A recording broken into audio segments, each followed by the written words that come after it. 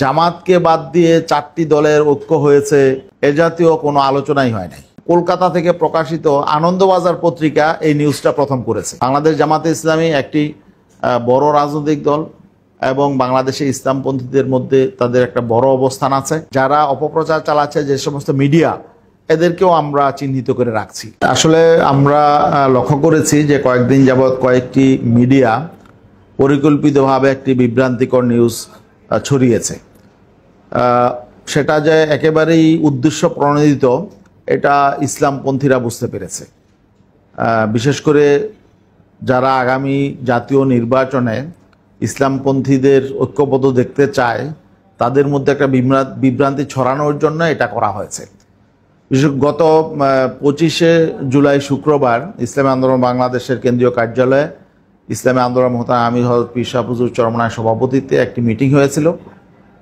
তাৎক্ষণিকভাবে মিটিংটা ছিল বিশেষ মিটিং। কয়েকটা রাজনৈতিক দল, ইসলামী দল, বাংলাদেশ খেলাফত মজলিস এবং নেজাম ইসলামের শীর্ষ নেতৃবৃন্দ সেখানে উপস্থিত ছিলেন। ইসলামী আন্দোলন বাংলাদেশের মোহতারাম আমির, মহাসচিব সহ শীর্ষ নেতৃবৃন্দ ছিলেন। সেখানে আসলে আলোচনা হয়েছে কিভাবে আমরা ঐক্যবদ্ধভাবে আগামীতে জাতীয় নির্বাচনে ইসলামপন্থীরা আরও কাছাকাছি এসে নির্বাচনে অংশ নিতে পারি। সেখানে জামাতকে বাদ দিয়ে 4টি দলের ঐক্য হয়েছে বা এখানে জোটবদ্ধ হবে 4টি দল, 5টি দল, 6টি দল, এ জাতীয় কোনো আলোচনাই হয় নাই। বরং এখানে আলোচনা হয়েছে যে আমরা যে এক বাক্স নীতি ঘোষণা করেছি সেটাকে কিভাবে কার্যকর করা যায়, আরও ফলপ্রসূ করা যায় এবং আরও ইসলামী সংগঠনকে কিভাবে এর সাথে সম্পৃক্ত করা যায়।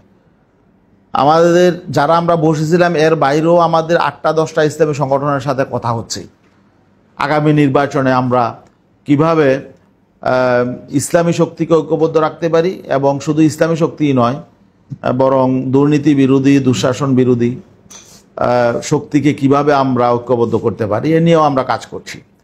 আসলে মজার ব্যাপার হলো শুক্রবারে আমরা মিটিংটা করেছি জুমার আগে। ঠিক সন্ধ্যার মধ্যে আমরা দেখলাম কলকাতা থেকে প্রকাশিত আনন্দবাজার পত্রিকা এই নিউজটা প্রথম করেছে। তা আনন্দবাজার পত্রিকা এই আমরা ঘরোয়া একটা প্রোগ্রাম করলাম, ছোট একটা প্রোগ্রাম, এটার এত গুরুত্ব দেওয়া এটা নিউজ করলো, অথচ বাংলাদেশে ইসলামী সংগঠনগুলো কত বড় বড় প্রোগ্রাম করে, এগুলো কিন্তু তারা ইগনোর করে যায়। তো বোঝাই যায় যে তাদের একটা উদ্দেশ্য আছে। এখন বাংলাদেশে যেসব মিডিয়া নিউজ করেছে এটা আসলে ওই আনন্দবাজারের রিপোর্টেরই তারা কপি করেছে পরিকল্পিতভাবে, এবং এটা বোঝাই যায় যে একটা বিশেষ অ্যাসাইনমেন্ট নিয়ে তারা এটি করেছে। আমরা মিডিয়াগুলোর নাম বলতে চাই না, তাদের অবশ্যই এর পেছনে কোনো উদ্দেশ্য আছে, এদেশে ইসলামপন্থীদেরকে বিভ্রান্ত করার জন্যে এবং ইসলামপন্থী রাজনৈতিক দলগুলোর মধ্যে পারস্পরিক ভুল বুঝাবুঝি তৈরি করার জন্যে। কিন্তু তারা সফল হবে না, তারা ব্যর্থ হবে। এবং ইতিমধ্যেই আমাদের মধ্যে ঐক্য সংহতির চেতনা আরও বৃদ্ধি পেয়েছে, আমরা কাছাকাছি আছি। এবং এখানে বাংলাদেশ জামাতে ইসলামী একটি বড় রাজনৈতিক দল এবং বাংলাদেশে ইসলামপন্থীদের মধ্যে তাদের একটা বড় অবস্থান আছে। তাদেরকে বাদ দিয়ে নির্বাচনে ইসলামপন্থীদের তাৎপর্যপূর্ণ কোনো ফলাফল আসবে না, এটা তো বাস্তব। অতএব এখানে জামাতকে বাদ দিয়ে কয়েকটি ইসলামী দল তারা জোট গঠন করছে, এই জাতীয় চিন্তা আমার মনে হয় বাংলাদেশের কোনো রাজনৈতিক দল এই মুহূর্তে করে না। এটা একটা অবশ্যই উদ্দেশ্য প্রণোদিত, বিভ্রান্তিকর।